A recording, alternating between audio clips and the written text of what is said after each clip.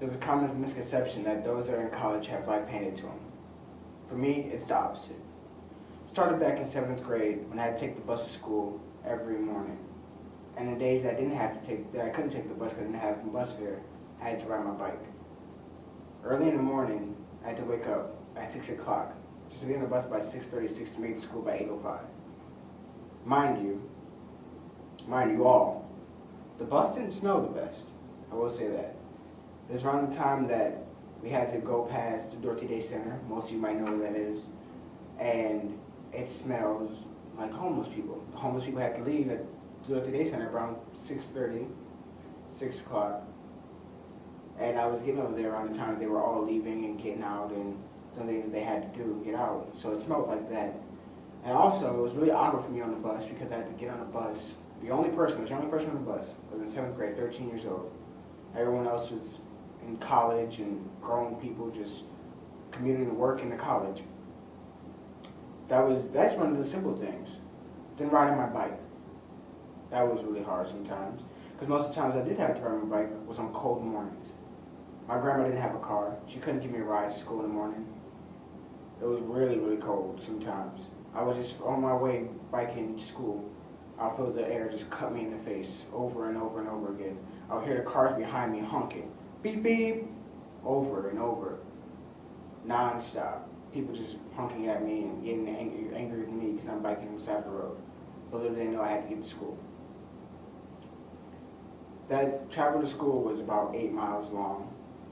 You may ask, why would I go to school 8 miles away when there's St. Paul schools right there?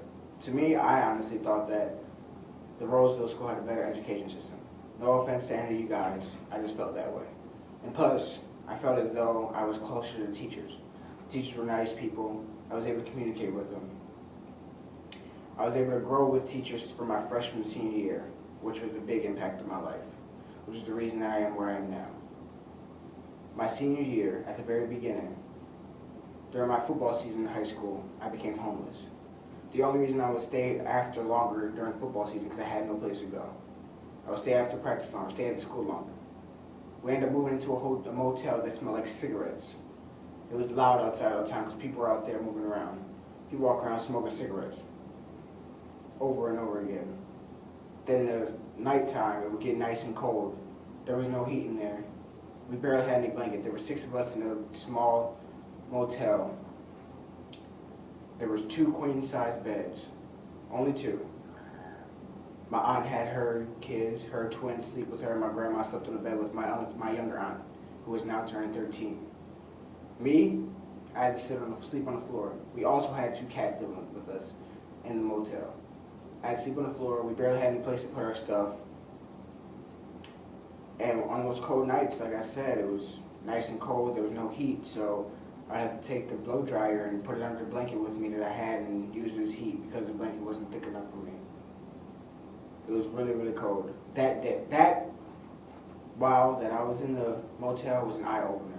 It opened my eyes to see that I got to use the connections that I made in high school to do what I got to do so I don't have to be in this predicament anymore. I decided to step up. Just because it may be hard doesn't mean you can't prevail. All I got to do is keep striving forward, keep pushing, keep persevering. All you guys out there in the crowd, you guys may think it's hard, but it's not hard at all. Just make that commitment. Talk to those people. Get that help. It won't be hard at all, as long as you get that help. There's people out there. You may feel like you're the person that is frowned upon or they don't want you anymore, or you just look down upon. But if you go out there and seek help, no one's going to come and chase you down. Seek that help, and you will get what you want. You get the success that you want, the success you need to get out of the situation that you're in. For me, yes, high school was hard too. I didn't have all straight A's. My ACT score wasn't the best. But that doesn't mean I didn't prevail to get through, persevere to get through. I just pushed harder and harder, and I talked to those mentors that I had. They helped me get to where I am now. Look at it this way for all you guys. Sometimes you feel like you're climbing a mountain, but remember this. the view that you get when you're at the top of the mountain, just think of that. You may be climbing the highest mountain in the world, Mount Everest.